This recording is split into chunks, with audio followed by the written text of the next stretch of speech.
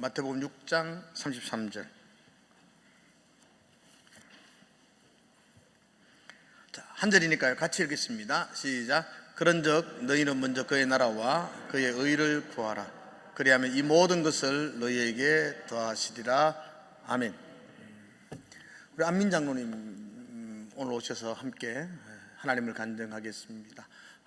부산 고신대학교 총장으로 지금 사역에 가시고 또 사직동 교회를 섬기시는 귀한 장로입니다. 오늘 6시에 오셔서 저하고 식사하고 지금까지 난 예배 안 오려고 간사님하고 둘이 같이 있고 싶어서 계속 이야기 나누는데 저는 은혜를 다 받았으니까 이제 여러분만 받으시면 됩니다. 그러니까 귀한 장로님 오셨습니다. 여러분들 박수로 환영하겠습니다. 우리 장로님.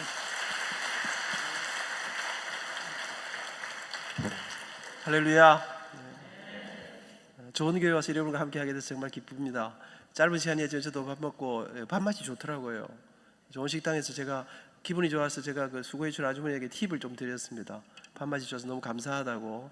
근데 우리 사실 밥맛도 좋았지만 우리 김 목사님하고 대화하면서 김 목사님 기분이 참 좋았습니다. 약간 목사님 안 같더라고요. 좀 열려 있으시더라고요. 안색이 안 좋으신데 제가 지금 굉장히 여러분 목사님 좋다는 말씀 드리는 건데 하여튼 제가 오늘 저녁 참 기분이 좋습니다. 제가 와보니까 질량제일교회 참 좋은 교회인 것 같습니다. 그래서 찬양하는데 얼마나 감동이 되더라고요. 우리 찬양팀 우리 뒤에 그러니까 댄싱 팀이라 합니까? 그 중에 제일 그 꼬마 아이가 계속 박자도 틀리고 뭐 몸짓도 틀리고 이러더라고요. 그 틀리는 게 왜 감동이 되는지 모르겠습니다. 그런 애 세워두는 교회가 좋은 교회다 이런 생각이 들었습니다. 참 감사하고요. 저는 참 이렇게 귀한 자리에 초대받았습니다만 제가 그동안 제 생각해 보니까요, 제가 예상한 건 정말 아닌데 그동안 한 5,000교회 이상을 다니면서 집회를 했습니다. 근데 여러분 이건 제가 계획한 일이 아닙니다. 세계 한 60여 개국을 다니면서 제가 꿈에도 생각했던 그런 무대에 서고 그렇게 말씀을 전하는 또 그렇게 찬양하는 그런 시간들을 가져. 저는 여러분 사실 제가 그렇게 하려고 생각한 적이 없습니다. 그렇게 제가 계획한 적도 없습니다. 제가 그렇게 사실은 뭐 열심히 기도한 적도 별로 없는데 그렇게 살아왔습니다. 오늘 이 자리에 제가 참 쓸 수 없는 그런 과분한 자리 아닙니까? 제가 예상한 자리가 아닙니다. 제가 꿈꾼 자리가 아닙니다. 여러분 사실 저는 25살에 고신대 교수가 됐습니다. 30살에 교회 안수 집사가 되고 34살에 장로님이 뭔지도 모르고 장로가 됐습니다. 여러분 그러면서 어느새 이제 30년 가까운 세월들을 이렇게 벌써 장로로 섬기고 이러면서 지나간 세월들을 돌아보니까 제가 꿈에도 생각 못한 길들을 걸어서 꿈에도 생각 못한 경험들을 하고 저는 사실 어느새 제가 정말 상상도 못했습니다. 저는 제 인생에 정년이 셀 수 없이 남았다 이런 생각했던 25살의 교수가 됐으니까요. 그런데 이제 손에 꼽을 얼마 남지 않은 시간들이 제 앞에 놓여 있습니다. 저는 제 인생에 50이 올 줄 몰랐습니다. 옛날에는 50이면 영감님이라 않겠습니까?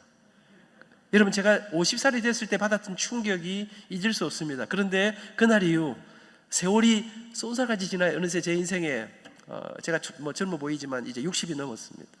여러분 믿을 수가 없어요. 우리 어르신들 우리 어머니들 앉아 계신데 여러분 그렇게 제 인생에 이런 세월들이 지나고 정말 예상치 못한 길들을 걸어서 이런 자리에 서 있습니다. 사실 여러분 저는 신학을 전공한 사람이 아닙니다. 제가 장로로 소개받았으니 여러분 저는 분위기는 전혀 그렇지 않습니다만 제가 이래봬도 음악을 전공한 사람입니다. 제가 이 클래식을 한 사람 아니겠습니까? 여러분 제가 그래서 근데 여러분 제가 사실 저는 사실 평생을 노래하고 지휘하고 음악에서 제가 밥 먹고 살게 될 줄은 꿈에도 생각 못했는데 제가 그렇게 인생을 그렇게 살았습니다. 저는 고신대학의 총장이 될 줄 몰랐습니다. 왜? 고신대학은 언제나 목사님들이 총장을 하셨기 때문에. 근데 여러분 어느 날 제가 총장이 돼 있더라고요. 제가 예상한 제가 설계한 일이 아닙니다. 그렇게 총장을 한번 해봤으면 하는 생각한 게 그렇게 오래되지 않았는데 사실은 상상하기 어려운 그런 일들이 제 인생에 펼쳐졌습니다. 사실 제가 노래하며 살아간다. 여러분 제가 자랐던 그 어린 시절을 생각하면 그것은 제가 정말 꿈에도 생각하지 않았던 그런 일들입니다. 제 어릴 때 꿈은 뭐 정확히 말하면 제 꿈이 아니고 우리 아버지 꿈이었죠. 우리 아버지가 어릴 때 항상 제게 하신 말씀이 있습니다. 미나 누군지 아시겠습니까? 제가 미나입니다. 여러분 미나 아버지가 아무리 힘들어도 한번 뒷바라지 밟으니까 너는 커서 훌륭한 의사가 한번 돼보거라. 우리 어머니 아버지는 이북에서 피난 오셨습니다. 가난하고 힘들고 어려웠던 그 시절 우리 엄마 아버지만 그런 건 아니지요. 우리나라의 모든 부모님들이 내가 무슨 짓을 해서라도, 내가 어떤 고생을 해서라도 내가 내 아이들은 나처럼 살게 할 수는 없다. 제대로 존경받고 밥도 제대로 마음껏 뭔가를 누리면서 살 수 있는, 그래서 우리 모든 부모님들이 꿈꿨던 게 무엇입니까? 내 아들 의사 만들고 판사 만들고. 옛날에는 상대가 인기가 있었습니다. 가난하던 시절이었으니까 배 나온 사장님을 다 부러워했습니다. 그래서 우리 아들 사장 만들고 싶어 했습니다. 우리 아버지 저한테 너는 의사가 한번 돼봐라. 저는 어릴 때부터 아버지 말씀을 잘 들었습니다. 알겠으면 제가 의사가 되겠습니다. 제가 공부도 조금 잘했었습니다. 표정이 조금 안 좋아 보이는데 잘했습니다. 여러분, 제가 그러면서 열심히 공부하면서 난 앞으로 의사가 된다 생각하면서 그렇게 자랐습니다. 근데 제가 어릴 때부터 남들보다 좀 잘하는 게 하나 있었습니다. 그게 뭘까요? 제가 노래를 좀 잘했었습니다. 제가 음악회 데뷔한 건 초등학교 3학년 때였습니다. 뭐 대단한 데뷔를 한 건 아니고요.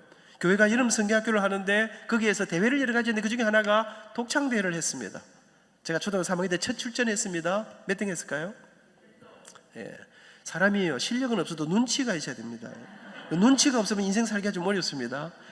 제가 출전한 사람은 7사람밖에 없었습니다만 그 중에 제가 1등을 했습니다. 저는 그날이요, 우리 교회 조그마한 교회니까 노래 잘하는 사람이 없었습니다. 부활절, 성탄절, 추수감사절 행사만 하면 제가 언제나 동무대를 이루었습니다. 여러분, 제가요 아이들 끼면 노래 잘하는 사람이 아닙니다. 제가 초등학교 다니고 4학년, 5학년 이럴 때인데 어느 주일날 우리 차영대 지휘자 선생님이 아민이 너 다음 주일날 어른 예배 때 좀 남아서 곡 중 솔로를 좀 하거라. 무슨 노래입니까? 그 거룩한 성이라고. 거룩한 성 아십니까? 잘 모르시는 분들은 엄청 어려운 노래다 이렇게 생각하시면 되겠습니다. 그 노래에 이 고음이 많이 나옵니다. 3번의 독창이 나오는데 여러분, 초등학교 3학년 4학년짜리가요 어른 예배 참석합니다. 그리고는 제가 앞부분의 독창을 제가 하기 시작합니다. 나 어젯밤에 잘 때 한 꿈을 꾸었네. 그 옛날 예루살렘 성에 때 섰더니. 솔로 하면 어른들은 뭐합니까? 뒤에서 예루살렘 이 백코러스를 하는데 이 소리가 시원찮아. 여러분, 제 빛나는 목소리가 이 예배당을 울렸습니다. 여러분, 제가요 교회에서만 노래 잘했던 사람이 아닙니다. 제가 초등학교 다닐 때 아침에 가방을 메고 학교 가까이 가면 학교에서 스피커에 노래가 쫙 들려옵니다. 어떤 노래가 들려옵니까? 우리의 소원은 통일, 꿈에도 소원은 통일, 푸른 하늘 은하수 하얀 쪽배엔 엄마 가슴 그늘에 굴 따라가면 아기가 혼자 남아 집을 보다가. 누구 목소리 나올까요? 이런 이야기해도 아직도 감이 안 잡히는 사람은 진짜 살기 힘든데, 여러분, 아침에 제가 가방을 메고 학교를 가는데 스피커에서 제 노래가 쫙 들려옵니다. 그때 기분이 어떨까요? 물론 뭐 여러분들은 그런 경험이 전혀 없으니까 잘 이해를 못 하시겠습니다만은 기분이 제법 괜찮습니다. 여러분, 제가 지금 무슨 이야기 하는 것 같습니까? 제가 어릴 때 우리 교회에서, 우리 동네에서, 우리 학교에서 제가 노래로 이상하게 누구한테도 배운 적이 없는데 노래로 그냥 저절로 고음이 잘 났습니다. 잘했습니다. 초등학교 졸업하고 중학교 들어갔습니다. 우리 교회는 작은 교회였습니다. 여러분, 근데 옛날에는 아이들이 얼마나 많았습니까? 어른들은 많지 않지만 동네 아이들이 전부 교회 모여 있으니까 여러분, 주일학교 선생님이 모자랐습니다. 우리 주일학교 부장 선생님이 저를 부르시더니, 제가 중학교 1학년 딱 됐는데, 미나, 지금부터 너는 주일학교 교사를 하거라. 그러면서 특별히 네가 노래를 잘하니까 어린이 차영대를 지휘를 하거라. 여러분, 제가 중학교 1학년 때부터 지휘를 하기 시작했습니다. 고등학교 들어갔습니다. 옛날에는요 오후 예배 때는 언제나 중고등부 찬양대가, 학생 찬양대가 찬양을 했습니다. 지휘를 했습니다. 학교에 가면 합창반 반장이었습니다. 애국가 제창하면 제가 지휘를 했습니다. 여러분, 제가 누구한테도 노래를 배운 적이 없는데 옛날에는 또 노래대회를 얼마나 많이 하는지, 학생 수양회 하면 노래, 전국 SFC 동기 수양회 가면 노래대회 하고 하니까요, 노래대회만 나가면 몇 등 했다고요? 예, 이제 조금 진짜 대화가 되는 것 같습니다. 여러분, 이제 제가 언제나 1등을 했습니다. 지금 제가 잊지 못해요. 여러분, 저는 성악을 배운 적도 없는데 어느 날 부산시 교육청에서 교육위원회 콩쿠르라는 게 지금도 있습니다. 그런데 우리 음악선생님께서 우리 학교에도, 제가 부산의 명문 경남고등학교를 나왔는데 성악을 전공하는 아이들이 있었어요. 그런데 우리 선생님께서 이번에는 교육위원회 콩쿠르를 안민이 네가 나가거라. 내가 나갔습니다. 여러분, 당시 그러면 각 학교에 음악 전공하는 아이들이 전부 다 모이는데 그때 제가 가서 노래를 불렀어요. 가고파라는 노래를 불렀어요. 내 고향 남쪽 바다 그 바람을 눈에 보이네. 몇 등 했다고요? 예.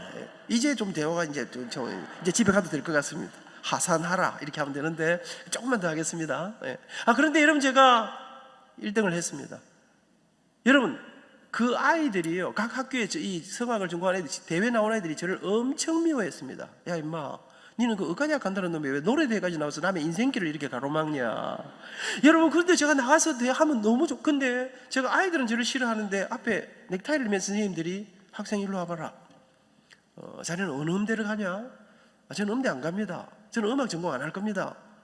근데 저를 왜 음악을 안 하냐는 거예요. 자네 목소리가 얼마나 좋은 줄 아느냐. 이거 어디서 배웠노? 저는 배운 적이 없어요. 그냥 교회만 열심히 다녔습니다. 여러분, 사람들이 제가 찬양만 하면, 노래만 하면 음대 가라, 성악가 되라 이야기 정말 많이 해요. 우리 권사님, 우리 교회 어르신들은요, 아이고 우리 앞으로 우리 안민이는 음악 목사님이 되면 어떻겠노, 성악가가 되면 어떻겠노. 무슨 소리 하십니까? 제가 의사가 될 사람인데.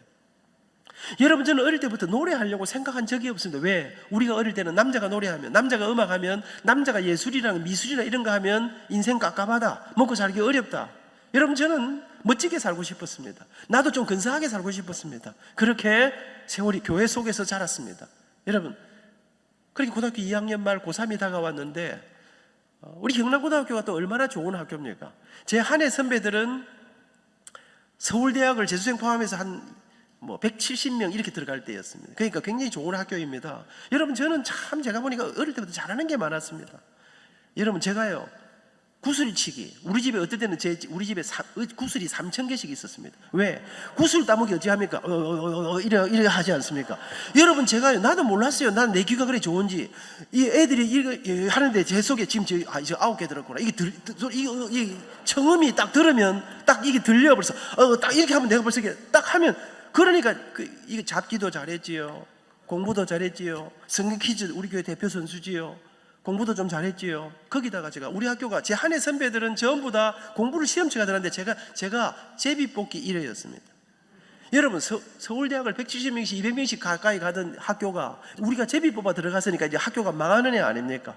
그 공부 좀 잘하는 애들 모아놓고 우리를 두드리 잡는데, 여러분, 3학년을 앞두고 온 학교가 비상사태 속에 밤 10시가 될 때까지 우리를 붙들고 공부를 하는데, 여러분, 근데 12월 달이었습니다. 수업을 다 마치고 저녁을 먹고 이제 야간 자습을 하는데, 우리 학교 뒤에 구덕산이 있습니다. 제가 그날 저녁에 무슨 일인지 밥을 먹고 꽤 추운데 이렇게 석양을 바라보면서 앉아서 이렇게 생각에 잠겼습니다. 10년 후에 나는 어떤 삶을 살고 있을까? 15년이 지나면 내가 어떤 인생을 살고 있을까? 그래, 그때는 내가 의사가 되어 있겠지. 가운을 입고 환자들을 보고, 그러면서 제 마음속에 의사가 되면 돈을 많이 번다지, 그러면 내가 지금처럼 이렇게 힘들고 어렵고 가난하게 살지는 않을 거야. 내가 하고 싶은 거, 내가 갖고 싶은 많은 것들 누리면서 그렇게 살 수 있겠지. 여러분, 이런 생각을 하는데 갑자기 제 가슴 속에, 근데 내가 의사가 되면 돈도 많이 벌고 많은 것을 누릴 수 있을지 모르겠지만 내가 이렇게 좋아하는 노래를 부르며 살 수는 없겠지. 노래하며 살고 싶다. 여러분, 저는 이 노래 속에, 음악 속에, 이 예술이라는 것 속에 이 마약 성분이 있는 걸 몰랐습니다. 그날 그렇게, 아니야, 이제는 틀렸어. 그리고 내려왔는데 저녁에 책상에 앉았는데 공부가 안 됩니다. 집에 와서 잠을 자려고 누웠는데 밤을 꼬딱 세웠습니다. 그 다음 날도 이 노래 생각이 제 머리를 떠나지 않았습니다. 여러분, 저는 어릴 때부터요, 어머니 아버지 말씀을 잘 들었습니다. 엄마 아버지 속이고 아버지 말 안 듣고 이런 거 없었습니다. 근데 어느 날 몇 날을 고민하다가 제 가슴 속에, 그래, 내 인생 내가 이렇게 결정할 수는 없다. 그리고는 부산에 아주 유명한 어떤 성악가 선생님을 밤에 찾아갔습니다. 선생님, 저 노래대회 상도 많이 받았습니다. 사람들은 다 나보고 노래 잘한다 그럽니다. 근데 선생님, 남자가 노래하면 이 밥 먹고 살기 어렵다면서요. 저도 멋지게 한번 근사하게 살아보고 싶은데 내가 노래로, 음악으로, 성악으로 한번 승부해봐도 되겠습니까? 내가 원하는 데에 갈 수 있겠습니까? 그랬더니, 소리 한번 내봐라. 들어보고 이야기해주마. 발성 연습. 어떻게 합니까? 소리 너무 잘 내거든. 악보를 주면서 이 노래 한번 불러보거라. 여러분, 제가 유치부터도 차장대를 안 했습니까? 중학교 1학년 때부터 지휘를 안 했습니까? 1시간 동안 주는 악보를 척척척척 읽어내니까 이 선생님이 눈이 있다, 너 어디서 이런 걸 다 배웠냐? 배운 적이 없거든요.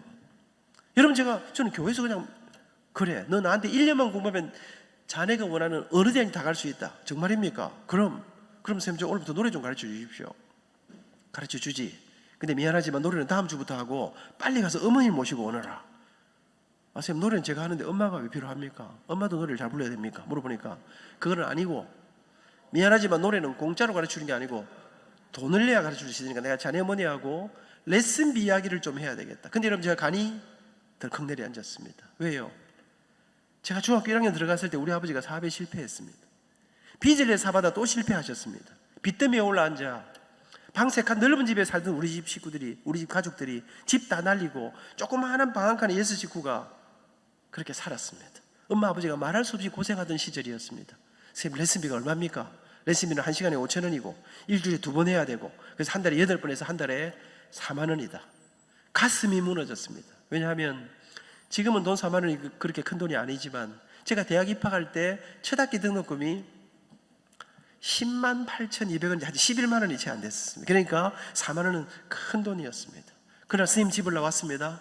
그리고 제 고민은 밤이 맞도록 돈 4만 원 어찌하면 좋을까? 내가 노래한다면 우리 엄마 아버지는 뭐라 그러실까? 몇 날을 고민하다가 그래, 용기를 냈습니다. 안 되면 안 되고 아버지한테 말씀을 한번 드려보자. 그리고 저녁 늦게 들어오신 아버지 앞에 무릎 꿇고 앉았습니다. 아버지, 제가 노래대회 상 많이 받은 거 아시죠? 근데 아버지, 제가 이번에 어떤 선생님한테 테스트 받았더니 제 목소리 죽인다 하던데, 아버지 저 의과대학 말고 음악대학 가고 싶습니다. 근데 아버지, 음대를 가려 하면 레슨을 받는데 레슨비가 한 달에 4만 원이라는데 1년만 딱 밀어주시면 대학 가서는 제가 돈 벌어서 공부하겠습니다. 아버지, 저 노래하게, 음대 가게, 저 레슨 좀 받게 1년만 밀어주시면 안 될까요? 그렇게 우리 집에 3차 대전이 시작되었습니다. 야 이놈아, 너 지금 무슨 소리 하고 있니? 너 임마 고3이 코앞인데 사내 자식이 노래해서 밥이나 먹고 살겠니? 너 임마 엄마 아버지가 너 하나 바라보고 죽을 생각하는데 너 지금 뭐라 그랬어? 레슨? 그게 뭐 하는 거야? 여러분, 제가 아버지 붙들고 아버지가 절대 안 된다는데, 그런데 여러분 한참 대드는데 멋이 눈에 번쩍했습니다. 기팡맹이 날아왔습니다. 2시간을 두드려 맞았습니다. 여러분, 두드려 맞고 누웠는데 아이고 안 되겠구나, 포기해야 되겠다 이런 생각은 안 들고 죽어도 해야 되겠다, 내일 다시 한번 붙어봐야 되겠다. 그 다음날 저녁에 아버지 박살났습니다. 우리 아버지 하면 안 된다면 안 되는 분입니다. 근데 안타깝게도 나도 아버지 피를 이어받았다는 거 아닙니까? 3일 저녁 집안을 뒤집었습니다. 아무리 해도 안 되는 것입니다. 여러분, 그렇게 누웠는데 잠이 오지 않습니다. 밤새도록 뒤척, 온 식구가, 우리 6식구 같이 자는데요, 아무도 잠을 못 잡니다. 여러분, 제가 그러다가 새벽에 일찍 일어났습니다. 우리 엄마 뒤를 따라 나갔습니다. 어릴 때 제 집이 잘 살았습니다. 우리 어머니는 아무것도 할 줄 모르는 분이, 집에서 우아하게 살림만 하던 분인데 어느 날 집안이 급격히 망했습니다. 그리고 어머니는 더 이상 길이 없자 언젠가부턴가 도시락을 싸들고 새벽같이 일어나 봉제 공장에, 이 와이사스 만드는 공장에, 그것도 시다로, 그렇게 어머니는 20년이 넘는 세월 동안 고생하시는데 그렇게 출근하는 엄마 뒤를 따라 나갔습니다. 엄마, 내 노래 안 시켜주면 어디 가서 확 죽을 삐기다. 그럼 제가 엄마를 협박하기 시작했습니다. 근데 어머니가, 민아, 우리 집안에 노래가 웬 말이고, 지금 네가 할 수 있는 일은 공부밖에 없다, 딴 생각하지 말고 공부하거라, 그러고 가시는 거예요. 여러분, 제가 엄마를 아무리 붙들고 협박을 하고 아버지 아무리 실험을 해도 길이 없었습니다. 근데 저는 엄마 아버지한테 대든 적이 없습니다. 여러분, 나도 내 인생에 내가 이렇게 될 줄 몰랐습니다. 그렇게 저녁마다 집안을 뒤집고 밤잠을 못 자던 어느 날, 제가 밤새도록 고민하다가 잠이 들었는데요, 누가 저를 막 흔들어 깨워요. 자다 눈을 떠보니까 우리 어머니예요. 민아, 따라 나오너라. 우리 집 방이 있고 마루가 있고 문 열면 바깥이에요. 마루에 나오니까 불을 켰는데 보니까 새벽이에요. 새벽인데 엄마가 눈이 퉁퉁 부어 있더라고요. 눈물이 묻어요. 우리 어머니는 그때까지 잠을 못 주무시고, 여러분, 우리 엄마가요, 저희들 키우느라고 밤에 고생하고는 들어와가지고 뭐 죽을 고생하면서 일할 일도 하시고 하시는데 저 때문에 실험하다 잠을 못 주무신 거예요. 저를 손을 붙잡고, 민아, 어쩌려고 이러노? 정신 차려야지, 마음 잡아야지. 그러더니, 그래, 엄마한테 말해봐라. 어째주면 되노? 어쩌면 네가 마음 잡을 수 있는 게 그 레슨인가 그거 뭐 어쩌면 되는가 말해봐라. 제가 귀가 번쩍 뛰었습니다. 엄마, 선생님 좀 만나주세요. 만나서 어쩌고? 그냥 선생님 말씀하신 대로 예예하고 오면 됩니다. 약속 잡으라는 거예요. 엄마는 돈이 없는데 해줄 수 있겠나? 반신반의하면서 어머니를 모시고 선생님을 찾아갔습니다. 우리 선생님께서 레슨비는 4만 원입니다. 선물입니다. 지금 생각하니까 그 선생님 돈을 너무 많이 받았어요. 당시에 그 1시간에 5,000원 엄청 비싼 거였어요. 근데 뭐 유명하신 분이었어요. 그런데 우리 엄마가 이상한 거예요. 예. 그러시더니, 알겠습니다. 선생님, 곧 돈 마련해 드릴 테니까 일단 우리 아들 노래부터 좀 가르쳐 주십시오. 그날부터 저는 노래 공부를 하기 시작했습니다. 저는 이게 무슨 전문인지 몰랐습니다. 근데 나중에 알고 보니까 우리 어머니는 안 된다 그러고 출근하셨는데 일이 손에 잡히지가 않습니다. 왜요? 하나밖에 없는 아들이, 목숨보다 귀한 아들이 밤잠을 못 자고 아무것도 못 먹고 아이가 폐인처럼 무너져 가거든. 이러다가 진짜로 내 아들이 어디 가서 확 사고 치면 어쩔까? 저는 뭐 그렇다고 죽을 마음은 절대로 없었습니다. 그냥 협박했을 따름입니다. 그리고 제가 그때 깨달은 게 하나 있습니다. 아, 협박하면 안 되는 게 없구나. 왜? 사랑하니까. 그날부터 어머니는 밤 10시간 넘도록 야근을 하고 돌아오셔서는 새벽 2시, 3시간 넘도록 마루에서 인형도 깁고 철사도 끼우고 제 기억에 하나 만들면 1원 주던 그런 일들을 어머니는 이 세상에 돈이 되는 일이면 가리지 않고 닥치는 대로 온갖 꾸준히 일을 하기 시작했습니다. 그렇게 몇 날이 지났는데 어느 날 저녁부터 우리 아버지가요 밤에 집에 안 들어오시는 거예요. 그래서 제가 엄마 아버지 왜 집에 안 오셔요? 모르겠다. 저는 아버지한테 노래하는 거 비밀로 해달라 그랬습니다. 또 두드려 맞을까 싶어서. 근데 이 엄마 아버지 사이에 비밀이 없는 걸 몰랐습니다. 아버지는 다 알고 계셨습니다. 이놈이 그렇게 맞았는데 그렇게 말렸는데 기어코 노래를 시작했다고 하는데 돈이 없지 않습니까? 우리 아버지는 원래 문과 출신이시고 몸이 약한 분이었습니다. 글을 잘 쓰시고 공부를 좀 많이 하신 분이신데 사업에만 하고 나자 더 이상 길이 없자 아버지는 일을 못 하셔요. 벽에 못질도 우리 엄마가 다 했어요. 그랬는데 아버지는 세상에 태어나서 한 번도 해보지 않은 육체 노동을 하러 다니기 시작했습니다. 저녁이면 아버지는 쓰러지시 들어오셨습니다. 근데 아버지가 제가 노래를 시작했다는 말씀을 들으시고 고민하시다가 부산 영도 청학동, 여러분 지금 제가 아침에 좋은 차를 몰고 아침에 학교 출근을 합니다. 부산항 대교를 내려서 이렇게 학교를 가다 보면 영도에서 제일 큰 자동차 관련 회사가 있습니다. 영도구청장 취임식 하는 날 저하고 그 회사 회장님하고 같이 축사를 했습니다. 근데 우리 아버지는, 저는 그 회장님을 보면서 눈물이 났습니다. 아버지는 그 회사에 밤새도록 경비를 쓰셨습니다. 몸이 무너진 줄 모르고. 그렇게 어머니 아버지의 죽을 고생 가운데 저는 1년여를 노래 공부를 했습니다. 입시가 다가왔습니다. 사람들이 그러대요. 부산서 그리 공부하고는 서울에 있는 꿈도 꾸지 마라. 옛날에는 우리나라의 모든 대학 교수님들이 다 레슨을 할 때였습니다. 그러니까 어느 대학 가려면 서울대학 가려면 서울대학 교수님한테 배우지 않으면 못 들어갔습니다. 뭐 배워도 못 들어갔습니다. 나중에 알고 보니까요, 음악과 남학생 15명 뽑는데 교수님들이 7분인가 계셨는데요, 한 교수님 밑에 40명씩 레슨하고 있었더라고요.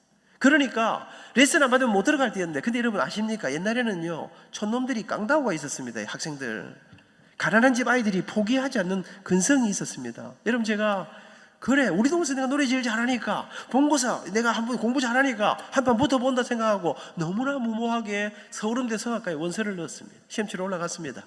여러분 제가 그 뭐 스토리들 다 이야기할 시간이 없는데요, 제가 시험 치러 올라갔는데요, 돈을 아껴야 되니까 우리 제 한해 선배 한 사람, 우리 학생 신하고 우리 한해 선배가 그 외국 대학을 다니면서 망우리라는 곳에 하숙을 하고 있었어요. 근데 망우리에서 서울대학까지는 엄청 멀어요. 근데 여러분 공짜라는 한 가지 이유로 이 집에서 있으면서 몇 시간을 버스를 타고 다니면서 시험을 쳤습니다.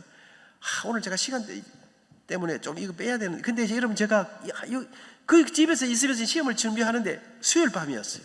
이 선배가 야 오늘 저녁에 우리 교회 가자 이러는 거예요. 그래서 내가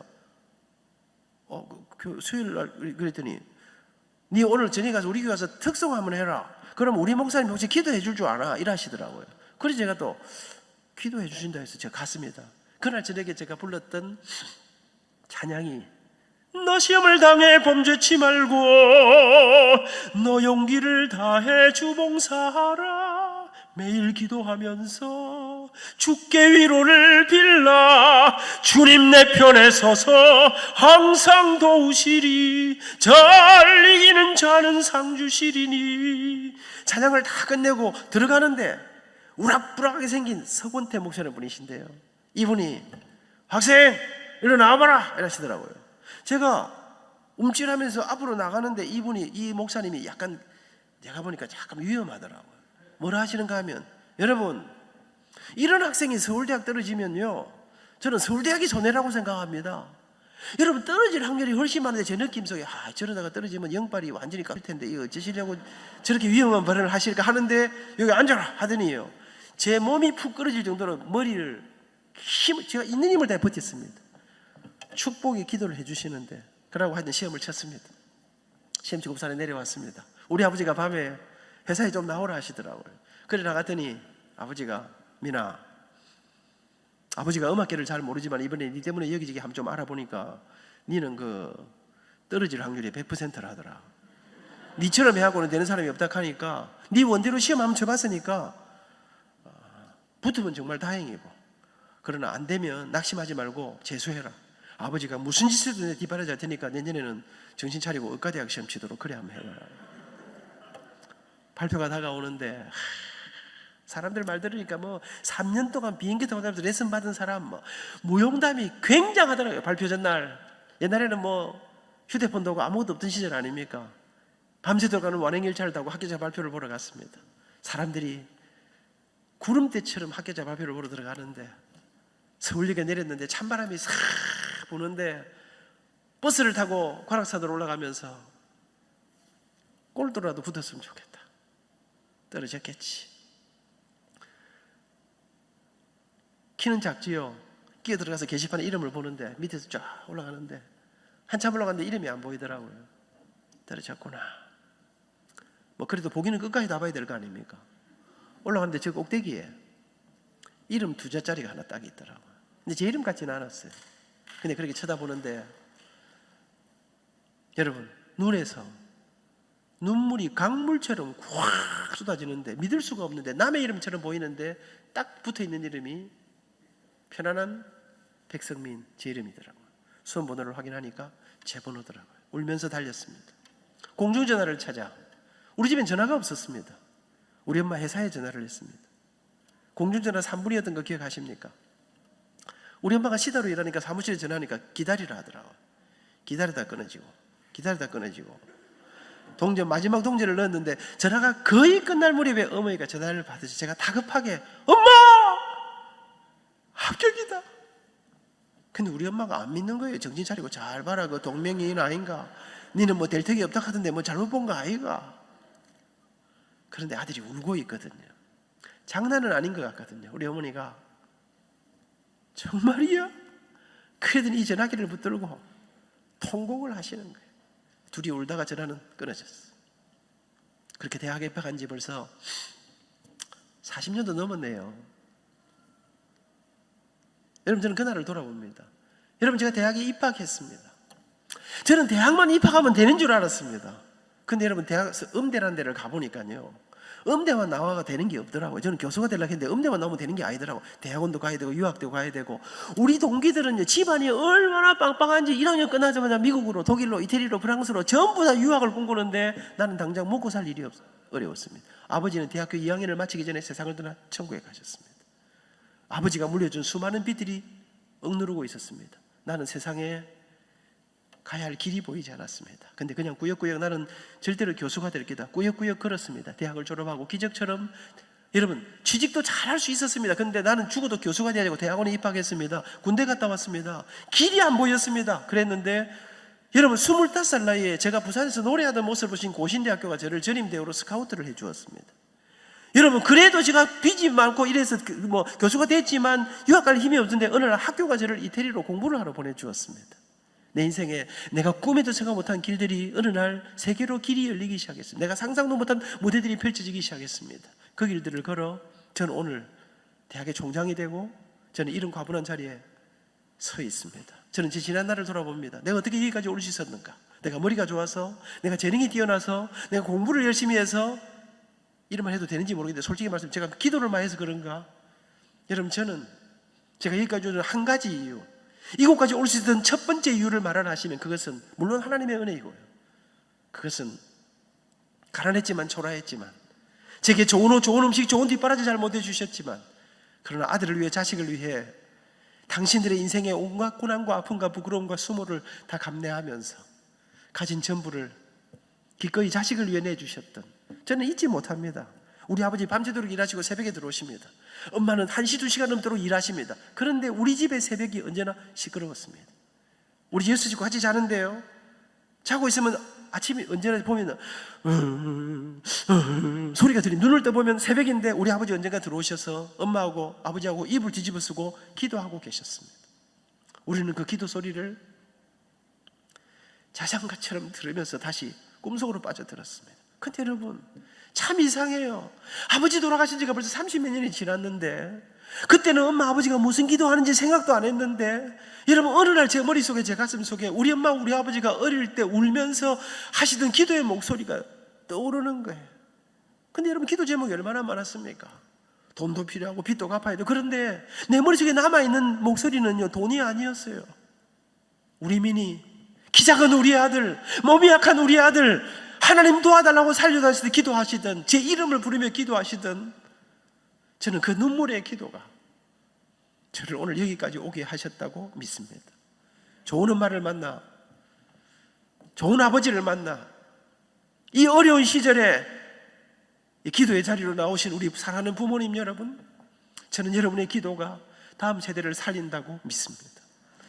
대학에 입학했습니다. 부산역대 앞실에서 우리 엄마 아버지가요, 아들 서울대학 입학하는데 한번 가보고 싶지 않겠습니까? 우리 아버지가, 민아, 엄마 아버지가 바빠서 입학식에는 못 간다. 졸업식에 가마. 일하셔야 되니까요. 돈 벌어야 되니까요. 입을 옷이 마땅치 않으니까요. 부산역대 앞실에서 제 손을 못 놓으시고, 제가 장가갈 때 몸무게가 49.5kg였습니다. 조망만한 아들이 이불보따리 짊어지고 가는 제 손을 못 놓으시고 울면서 기도하시다가 기차 시간 3분을 남겨놓고 아버지가 기도를 끝내주셨습니다. 그렇게 서울로 올라왔습니다. 열심히 살았습니다. 어머니 아버지의 고생은 여러분 점점 더해갔습니다. 그렇게 1학년이 끝나고 2학년이 끝이 났는데 12월 중순 곧 이제 학기말 시험 마치고 부산에 내려올 건데, 부산에서 전보가 날라왔어요. 빨리 내려오너라. 느낌이 이상했습니다. 우리 집에서는 웬만해서 잘 연락 안 하는데, 밤기차 타고 내려서 새벽에 집에 들어갔더니 우리 아버지가, 집에 사람이 아무도 없었습니다. 제가 옆집에 물어보니까 보건병원에 가보라는 거예요. 아버지가 며칠 전에 회사에서 일하시다가 쓰러지셨다는 거예요. 달려가니까 아버지는 의식을 잃고 누워 계셨습니다. 제가 아침에 의사선생님을 만났습니다. 그랬더니 의사선생님이 말씀을 잘 못하시는 거예요. 그러면서 왜 이 지경이 돼서야 이렇게 병원에 오셨는가? 그동안 이 정도가 되려면 너무나 아프고 너무나 힘들고 너무나 어려웠을 텐데 이미 때가 늦었다는 거예요. 집안 형편도 어렵다 하니까 이제 마지막 임종을 집에 가서 모시고 하라는 거예요. 여러분, 제가 내려와서 엄마, 아버지 왜 아픈 걸 왜 이렇게 몰랐어요? 아버지 편찮으시다 말씀 안 하셨어요? 알고 보니 아버지는 당신 몸이 심각을 알고 계셨습니다. 근데 여러분, 우리 아버지는 지금 내가 병원에 들어가면 아들 공부도 집안도, 여러분 아십니까? 젊은 여러분, 우리 부모님 세대는요, 여러분 할머니 할아버지 세대는 당신들의 목숨을 걸고 우리들을 키우셨습니다. 아버지는 너무나 진통제를 먹으면서 그 일을 계속 하신 거예요. 그리고 죽음을 앞두게 돼요. 하늘이 무너지는 소식 앞에 몇 날을 밤을 지새면서 아버지 간호를 했습니다. 그러던 어느 날 저도 침대 기대 잠이 들었는데 느낌이 이상해. 누가 제 손을 꽉 잡고, 눈을 떠보니까 아버지가 의식이 돌아왔어요. 바짝 마른 아버지가 제 손을 잡고, 민아, 너 얼굴이 왜 이러노? 너 왜 이렇게 말랐노? 밥은 제대로 먹니? 아버지 저 괜찮아요. 아버지 어떠세요? 그날 아버지는 한숨을 내쉬면서 밤이 깊어가는데 제게, 민아, 내가 아무래도 의식이 있을 때 나한테 꼭 좀 해둘 말이 있구나. 그러면서 미안하대. 아버지 사배 실패하고 제대로 뒷바라지 못해서 이 고생시켜 정말 미안하다. 근데 민아 명심하거라. 아버지가 세상 떠나 천국 가고 나면 네가 이제 우리 집안의 가장이다. 근데 민아, 우리 집안의 이 어려움은 아마 한동안 계속될 긴데 명심하거라. 그 모든 빚, 그 모든 것들은 너는 신경 쓰지 말거라. 엄마한테 다 맡기거라. 그리고 너는 아무리 힘들어도 지금 네가 엄마 도와드린다, 뭐 돈벌이 한다, 딴짓 생각하면 너도 집안도 앞길은 없는 거란다. 모든 거 어머니한테 맡기고 절대로 공부를 포기하지 말아라. 민아, 포기하지 않으면 길이 있단다. 포기하지 않으면 하나님이 네 길을 인도해 주실 게다. 그러면서 내가 의식을 잃거든 내가 말을 하지 못하더라도 내 곁에서 계속 찬송을 불러다오. 그날 이후 한 3주간 동안 아버지는 죽음의 극한 고통과 사투를 벌이시다가 그 이듬해 1월 4일 새벽, 1979년 1월 4일 새벽, 우리 가족들이 아버지 곁에서 밤새도록 부르는 찬양 속에 아버지는 세상을 떠나 그렇게 천국에 가셨습니다. 모든 무거운 짐이 어머니에게 다 지어졌습니다. 근데 어머니가, 민아, 제가 그랬어요. 엄마, 나 학교 좀 휴학하고 어머니 도와드릴게요. 아버지 말씀 기억하거라. 너는 당분간 부산에 오지 말거라. 엄마가 알아서 한다. 저를 끌고 부산역으로 가서, 여러분 제가 부산역에서 서울역까지 가면서 울면서 서울로 올라갔습니다. 이를 악물고 서울에 올라가서 어떻게 엄마를 좀 도와드릴까 이를 악물고 살았습니다. 그리고 우리 교회 바로 옆에 서울 여의도에 있는 교회를 다녔는데요, 교회 바로 옆에 있는 어느 한 아파트에 아이가 셋인 가정에 가정교사로 입주를 했습니다. 새 아이를 가르치면서 열심히 살았습니다. 그러면서 틈틈이 여러분 제가 참 그 어려운 상황 속에 있으면서 제가 새벽 기도를 열심히 다녔습니다. 새벽마다 가서 열심히 기도했습니다. 하나님 저 좀 도와주세요. 저 좀 밀어주세요. 나도 대학원도 가고 유학도 가고 싶은데 하나님 제 인생에 나는 길이 보이지 않습니다. 하나님 저 좀 도와주세요. 근데 하나님 당신은 약자편 아니십니까? 석기의 절마저거는 우리의 담임 목사님 아들 이름이었습니다. 제 친구인데, 제 동기인데, 하나님 기현이는 저 아버지가 밀어주고 땡겨주고 뭐 오만 거 다 할 거 아닙니까? 하나님 저는 아버지가 안 계시지 않습니까? 하나님 나 빨리 가서 우리 엄마 모시고 살고 싶습니다. 하나님 나도 우리 어머니 앞에 좀 하면서 좀 살게 내 길 좀 열어주세요. 새벽마다 뭐 그 친구 잘못되라 그 말은 아니었습니다. 그 친구 훌륭하게 지금 목회하고 있습니다. 여러분 제가 열심히 울었습니다. 그렇게 새벽마다 울어도 뭐 크게 도와주는 느낌이 없더라고요. 그렇게 열심히 살았습니다. 그러던 어느 날이었습니다. 그날 아침에 새벽 기도를 갔습니다. 목사님 설교가 끝나고 각자 기도하라 해서 기도를 하려고 하는데 그날 아침에 기도가 안 되는 거예요. 이상한 생각 하나가 제 머릿속에 들어왔는데 그날 아침에 하나님이 저한테 딱 시비를 거는 것 같은데요, 제가 기도를 하려고 하는데 무슨 마음이 드는 거 하니까요, 아미나, 그날 아침에 하나님이 저한테 말씀을 하시는데, 아미나 니는 근데 맨날 그렇게 뭐 우리 불만이 많고 달라는 게 그래 많노? 네가 먼저 네가 가진 것을 하나님 앞에 한번 내놔봐라. 그러면 하나님이 너를 밀어주니 땡겨주니 할까요? 여러분 제 한쪽 마음에 뭔가를 내놓으라는 마음이 드는데 내 한쪽 마음에 열불이 확 되죠. 하나님 뭐가 있어야 내놓을까요? 뭘 주놓고 내놓을지 아무것도 없는데 뭘 내놓으라 하지? 그날 아침에 열받아 기도 잡치고 뭐 집에 갚겠습니다. 근데 그날부터 여러분 저는요 어릴 때부터요 어떤 경우에도 저는 예배 시간에 졸고 이런 거 아직까지 한 번도 안 해봤습니다. 나는 조는 분 보면 진짜 부럽습니다. 어쩌면 저래 퍼질러 자고 있을까? 저래 자기도 쉽지 않은데 여러분 지금은 주무시는 분이 아무도 안 계십니다. 여러분 저는요 사실 그리고 거의 은혜를 받습니다. 그런데 여러분 기도가 안 된다 이런 거 아십니까? 이건 기도가 안 된다. 이거는 기도를 좀 해보셔야 아는 건데 뭐 밥 먹을 때만 기도해가고는 이거 뭐 잘 못 느끼는 상황인데, 여러분 저는 언제나 뜨겁게 기도하고 정말 일하는데 기도가 눈만 감으면 내놔라 이게 나오는데 여러분 이게 한 달이 하고 두 달이 가는데 여러분 저는 언제나 낙천지 맑고 환하게 살았습니다. 그런데 어느 날부터가 이 가슴 속에 여러분 20살짜리 아이 가슴 속에 이놈의 인생 이래 살아서 무슨 희망이 있겠노? 여러분 기도도 안 되고 아무것도 안 되고요. 이게 사람이 바짝바짝 말라가는데 여러분 제가 가정교사로 들어간 그 집에 이 사람들을 제가 전도했어요. 이 아줌마를 데리고 제가 교회 나갔던데 내한테 전도받은 우리 아줌마가 저한테 안 선생님 요즘 이상해? 안 선생님 나보고 교회 가자 그랬지? 하나님 살아계신다며? 근데 이러면 되는 거야? 근데 제가 이상해지는 거예요. 그래도 꾸역꾸역 나와 앉아서 있는데 여러분 어느 날 새벽에 나와 앉았는데 목사님 설교하시는데 한마디도 안 들어와요. 설교가 끝났는데 기도가 안 되는데 한숨만 내쉬는데 서럽더라고요. 근데 한숨만 내쉬다가 습관처럼 제 입에서 한마디가 그냥 습관처럼 한마디가 나왔어요. 제가 너무나 서럽고 답답하고 가슴이 터질 것 같은데 뭐 어떻게 할 길도 없고 제가 한숨을 내쉬면서 아버지 하는데, 하나님 아버지를 부르는 아버지 하는데 갑자기 통곡이 터지는데 우리 뒤에 권사님들이 앉아 계신데 제가 막 여러분 20살짜리 아이가 이 세상에 갈 길이 없어, 어디에도 붙잡을 길이 없어 아침에 그렇게 울었습니다. 권사님들이 저를 달래고 하시는데 입을 틀어막아도 이 눈물이 그치지를 않았습니다. 얼마를 울었는지 참 이상하대요. 울고 나니 마음이 좀 편안해지더라고요. 눈을 떠보니까 여의도 우정빌딩 KBS 제2 KBS 별관 앞쪽 건너편에 있습니다. 우정빌딩 4층 창문으로 햇살이 쫙 들어오고 교인들은 다 아무도 없는 조그마한 예배당에서 눈을 떴습니다. 학교 가야 할 시간 일어나서 학교를 가려고 문을 열고 나가는데 이상하게 마음에 편안해졌습니다. 예배당 문고리를 잡고 나가려고 딱 하는데 제가 그 문고리를 잡고 제 머릿속에 그래 나는 돈도 없고 백도 없고 아무것도 없지. 그런데 제 마음속에 여러분 제가 어릴 때부터 이래봬도 여성들에게 상당한 인기가 있었습니다. 특별히 여러분 사실입니다. 문제는 젊은 여자들은 저한테 별 관심이 없고 할머니들이 저를 참 좋아해요. 여러분 제가 주일학교 다닐 때 제가 찬양만 하면 우리 권사님들은 울면서 제 찬양을 들으셨습니다.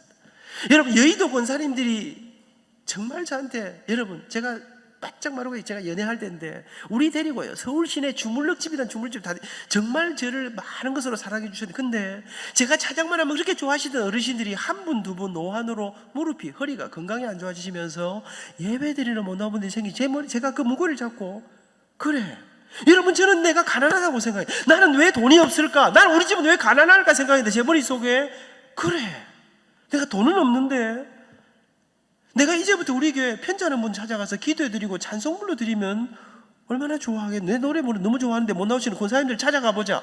저는 그때부터 제 아내와 함께 그때는 제 아내는 아니었습니다. 대학 동기동창인데 연애할 때였습니다. 안민과 정진이 권사의 그 주옥같은 사랑의 이야기는 다음 기회에 하겠습니다. 오늘 시간이 없으니까 여러분 그리고 그때부터 제 아내와 함께 주일날 참 새벽기도 하고 주일학교 교사도 하고 그때 교회가 여의도로 이사 와서 개척을 할 때니까 열심히 살았습니다. 난예배 마치고 여러분 라면 하나 얻어먹고 여러분 대학부 마치고 나서 그 비는 시간에 우리 교인들은 신방하러 다니기 시작했는데 근데 여러분 제가 무슨 신유 연사를 가진 것도 아니고 그런데 여러분 그런데 이상한 일들이 일어나기 시작하는 거예요. 가서 찬송을 하고 하는데 그렇게 복음을 거부하던 사람들이 예수님을 영접하고 여러분 도무지 안 되던 사람들이 회복되는 놀라운 은혜들이 있는 여러분 제가 잊지 못하는 한 자매가 가정이 있습니다. 딸 셋이 우리 대학부 후배들인데 어머니가 집사님인데 아버지만 교회를 안 나왔어요. 근데 이 아버지가요 그렇게 가족들을 핍박하던 분이었는데 말기암이었어요. 걸렸어요. 얼마나 지독한 분이냐면 우리 담임 목사님이 신방을 가셨는데 가셔서 기도하시는 목사님에게 물컵을 던진 사람이에요. 이게 지독한 분이에요. 온 식구들이 매일 오는데 제가 어느 날 혜련아 아버지 만나보러 한번 가보자. 그랬더니 오빠 안 돼요. 우리 아버지 난리 치는데 괜찮다. 목사님 갔을 때 그럼 입장 곤란하지만 우리가 또 던지면 또 싹싹 피하다가 안 되면 도망오면 안 되겠나. 그리고는 찾아갔습니다. 근데 이미 가보니까요 복수가 차가지고요 얼굴은 새카만데요 죽음의 그림자가 드리워져 있었습니다. 제가 두 번을 찾아갔습니다. 이미 물컵 던질 힘도 없었습니다. 제가 두 번째 딱 가니까 링거를 못 꼽더라고요. 그리고는 집이 장례치를 준비를 하고 있었습니다. 제 생각에 오늘이 마지막이다 싶었습니다. 제가 한 말씀 드렸습니다. 어르신, 지선생님, 집에 식구들이 맨날 울고 있는 거 아십니까? 왜 우는지 아십니까? 대단히 죄송합니다만 어르신은 예수님을 안 믿기 때문에 이제 돌아가시면 조금 찝찝한 동네로 가시도록 되어 있습니다. 다른 식구들은 예수 믿고 천국 가는데 그 동네하고 이 동네는 한번 갔다 하면 다시는 못 만나도록 되어 있습니다. 그래서 온 가족들이 아버지하고 이별할 날이 다가와서 섭섭해서 울고 하리 있습니까? 근데 어르신, 사람이 왜 죽는지 아십니까? 아파서 죽는 게 아닙니다. 죄 때문에 죽습니다. 성경이 말합니다. 죄의 삭은 사망이라. 그런데 그 누구도 그 죄에서 우리를 건질 사람은 아무도 없습니다. 그런데 하나님께서 당신의 아들 예수님을 이 땅에 보내시고 그분이 십자가를 지시고 그 생명의 보혈로 생명의 값으로 피값으로 우리 죄를 대신 짊어지셨습니다. 갚아주셨습니다. 그 예수님을 믿기만 하면, 그 예수님에게 손만 내미시면, 그 예수님에게 살려달라고 말씀만 하시면 우리 주님의 아버님의 인생을, 아버님의 영혼을 책임져 주십니다. 어르신 안 늦었습니다. 지금 예수님 도와주세요 하시면 됩니다. 그래서 제가 어르신, 저는 교회에서 노래하는 사람인데 오늘 제가 어르신 위해서 노래 하나 해도 되겠습니까? 한숨을 내쉬면서 누워 계신 그분 앞에 그날 제가 찬양 두 곡을 했습니다. 첫 번째 노래를 부르고 두 번째 노래는 제가 어르신 제가 또 한 곡을 부르겠습니다. 이 곡은 제가 우리 아버지 장례식하고 우리 아버지 천국 가실 때 부른 노래입니다. 제가 산에 이제 아버지 마지막 이제 산에 올라갔습니다. 하원 예배가 끝나고 이제 마지막 이제 관이 내리고 이제 취토를 하는데 우리 담임 목사님께서, 제 모교회 원로 목사님께서, 한 선생, 아버지 천국 가셨는데 찬양 하나 해라. 저는 우리 목사님 완전 또라이 아닌가 생각했습니다. 상주 노래 시키는 사람을 이 몇 년씩이나 할 수 있겠습니까? 근데 우리는 또 어릴 때부터 목사님이 시키면 다 하던 사람들 아닙니까? 여러분, 저는 이런 수준 높은, 여러분, 아버지의 마지막 장례 앞에 찬양을 시키는 그런 목사님들 밑에서 자랐어. 그날 제가 우리 목사님이 하라 하시니까 우리는 하는 거지요. 불렀던 노래를, 어르신, 이 노래는 제가 우리 아버지 천국 가실 때 부른 노래인데 어르신 예수 믿으세요. 그리고 천국 가시면 제가 연락해 놓겠습니다. 우리 아버지하고 친구하고 계십시오. 그럼 제가 그분 앞에 놓고, 오나는 약한 나그네요 이 슬픈 세상을 가며 수고도 병도 위험도 없는 내가 가는 저 밝은 곳, 나는 가네 내 아버지께 더 이상 방황 없는 곳, 나는 가네 십자가 앞에 주님 품에 돌아가네. 오 나는 약한 나그네요 이 슬픈 세상을 가면 수고도 병도, 한 절 부르고 또 한 절 부르는데 이분이 울기 시작했습니다. 그 다음 주일날 이분이 들것에 실려 나와서 세례를 받았습니다. 그리고 나흘을 더 살았습니다. 이 나흘 동안 이 사람이 이 지씨 집안의 장손이었는데 대구를 중심으로 자기 친척들이 많았습니다.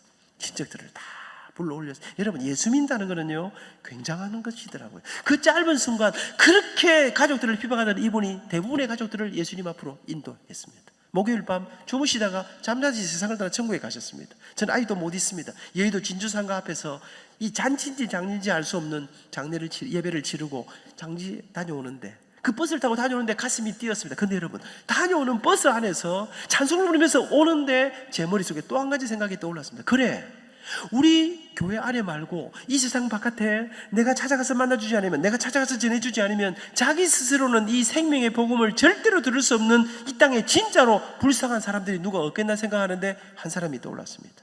어린 시절 우리 동네 바보들로 들어왔는데 동네 어르신이 돌 가지고 이 사람을 때려 쫓아냈습니다. 피를 흘리면서 도망갔습니다. 그 사람은 한센병 환자였습니다. 나환자들이었습니다. 나환자 잘 모르시죠? 부모님께 여쭤보세요. 여러분, 제 머릿속에 이 세상에 가장 불쌍한 사람은 다시는 고향으로 돌아갈 수 없는, 다시는 가족과 살 수 없는 나환자들이다. 찾아가자. 그리고 아내와 함께 서울 인사동에서 3.20년에 음악회를 열었습니다. 조사를 해보니까요, 강원도부터 소록도까지 수많은 사람, 겨울이면 얼어 죽었습니다. 대구 시내 한복판에 있었습니다.